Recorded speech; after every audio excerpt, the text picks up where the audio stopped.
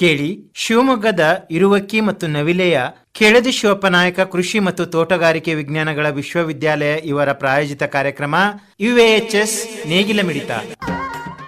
ನಮಸ್ಕಾರ ಶ್ರೋತೃ ಬಾಂಧವರೇ, ನನ್ನ ಹೆಸರು ಶಿಲ್ಪಾ HD.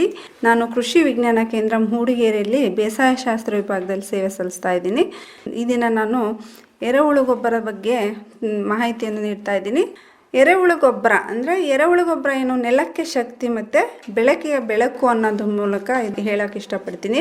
ಯಾಕಂದರೆ ನಮಗೆ ಮಣ್ಣಿನ ಫಲವತ್ತತೆ ನಮಗೆ ದಿನೇ ದಿನೇ ಇತ್ತೀಚೆಗೆ ಕಡಿಮೆ ಆಗ್ತಿದೆ. ನಾವು ಬಳಸೋಂಥ ರಾಸಾಯನಿಕ ಗೊಬ್ಬರಗಳು ದಿನೇ ದಿನೇ ಮಣ್ಣಿನ ಫಲವತ್ತತೆಯನ್ನು ಕಡಿಮೆ ಮಾಡ್ತಾ ಇದ್ದಾವೆ. ಆದ್ದರಿಂದ ಇದು ಒಂದು ಸಾವಯವ ಮೂಲದ ಗೊಬ್ಬರ ಆಗಿರೋದ್ರಿಂದ ಈ ಎರೆಹುಳು ಗೊಬ್ಬರವನ್ನು ನಾವು ಸುಲಭವಾಗಿ ನಮ್ಮ ತೋಟಗಳಲ್ಲಿ ನಾವು ಇದು ಮಾಡ್ಬೋದು.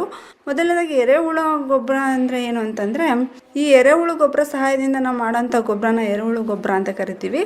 ಎರೆಹುಳುಗಳು ಏನು ಮಾಡ್ತವೆ ಅಂದರೆ, ಎರೆಹುಳು ಅಪಾರವಾದ ಪ್ರಮಾಣದ ದೊರೆಯತಕ್ಕಂಥ ನಮ್ಮ ಸಸ್ಯ ತ್ಯಾಜ್ಯವನ್ನು ಸೇವಿಸಿ ಅದನ್ನು ಕಾಸ್ಟ್ ಅಂತಂದರೆ ವಿಸರ್ಜನೆ ರೂಪದಲ್ಲಿ ಹೊರಹಾಕ್ತವೆ. ಪ್ರತಿದಿನವೂ ಎರೆಹುಳಿನ ತೂಕದಷ್ಟೇ ಪದಾರ್ಥದ ಮಿಶ್ರಣ ಅದರ ದೇಹದಿಂದ ಹೊರ ಹಾಕುತ್ತದೆ. ಏನು ವಿಸರ್ಜನೆ ಮಾಡುತ್ತಲ್ಲ, ಆ ಒಂದು ಎರೆಹುಳಿನ ಒಂದು ಕಾಸ್ಟ್ನಲ್ಲಿ ಸಸ್ಯ ಪೋಷಕಾಂಶಗಳಿರ್ತವೆ, ಲಾಭದಾಯಕ ಆದಂತಹ ನಮಗೆ ಸೂಕ್ಷ್ಮಾಣುಜೀವಿಗಳಿರ್ತವೆ, ಬ್ಯಾಕ್ಟೀರಿಯಾ ಇರುತ್ತೆ, ವಿಟಮಿನ್ಗಳಿರ್ತವೆ. ಆಮೇಲೆ ಗಿಡಗಳ ಬೆಳವಣಿಗೆ ಬೇಕಾದಂತಹ ಒಂದು ಬೆಳವಣಿಗೆ ಹಾರ್ಮೋನುಗಳು ಕೂಡ ಈ ಏನು ವಿಸರ್ಜಿಸುತ್ತಲ್ಲ ಎರೆಹುಳುಗಳು ಕಾಷ್ಟು ಅದರಲ್ಲಿ ಒಳಗೊಂಡಿರುತ್ತೆ. ಸೊ ಆದ್ದರಿಂದ ನಾವು ಈ ಒಂದು ಎರೆಹುಳುಗಳನ್ನು ಗೊಬ್ಬರವಾಗಿ ಉಪಯೋಗಿಸೋದ್ರಿಂದ ನಮ್ಮ ಗಿಡಗಳಿಗೆ ಅಥವಾ ನಮ್ಮ ಭೂಮಿಗೆ ಹೆಚ್ಚಿನ ಫಲವತ್ತತೆಯನ್ನು ನಾವು ನೀಡಬಹುದು.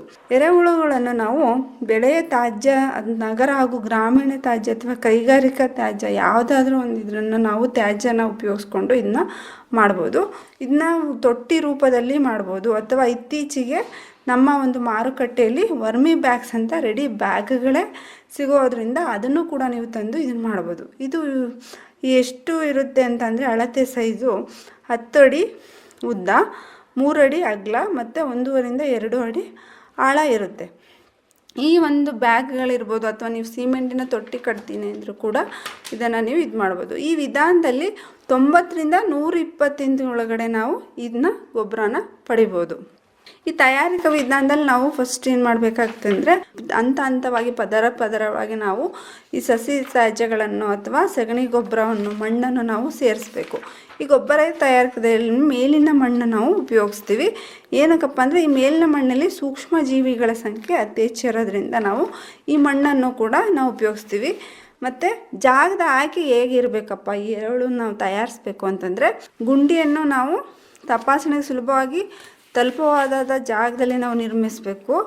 ಮಳೆ ನೀರು ನಿಲ್ಲಬಾರ್ದು, ಮಳೆ ನೀರು ಮತ್ತು ರಸ್ತೆಗಳಲ್ಲಿ ಸಂಚರಿಸುವ ವಾಹನಗಳಿಂದ ಬರುವ ಹೊಗೆಯೊಳಗೆ ಅಥವಾ ಪದಾರ್ಥಗಳ ಮೇಲೆ ಅಂತಹ ಜಾಗನೂ ಕೂಡ ನಾವು ಇದಕ್ಕೆ ಆಯ್ಕೆ ಮಾಡಬಾರ್ದು. ಇದಲ್ಲದೆ ನೆರಳು ಇರತಕ್ಕಂಥ ಪ್ರದೇಶನ ನಾವು ಆಯ್ಕೆ ಮಾಡ್ಕೋಬೇಕಾಗತ್ತೆ.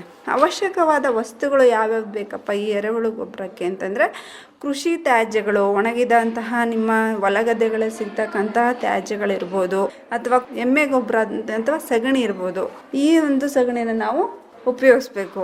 ಇದಕ್ಕೆ ನೀವು ಒಂದು ಗುಂಡಿ ಅಥವಾ ಒಂದು ವರ್ಮಿ ಬ್ಯಾಗಿಗೆ ತಲಾ 1 kg ಅಂತ ಎರೆಹುಳುಗಳನ್ನು ನೀವು ಬಿಡಬೇಕು.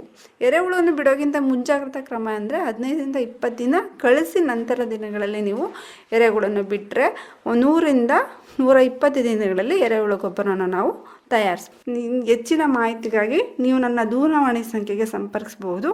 ನನ್ನ ದೂರವಾಣಿ ಸಂಖ್ಯೆ 944 871 9289. ಧನ್ಯವಾದಗಳು.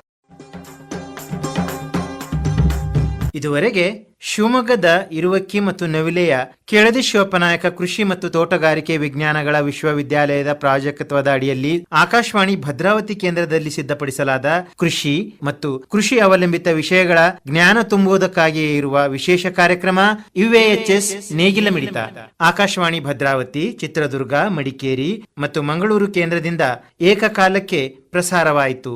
ಪ್ರಸ್ತುತಿ ಡಾಕ್ಟರ್ SM ಸುಧಾಕರ್. ನಿರ್ವಹಣೆ SR ಭಟ್.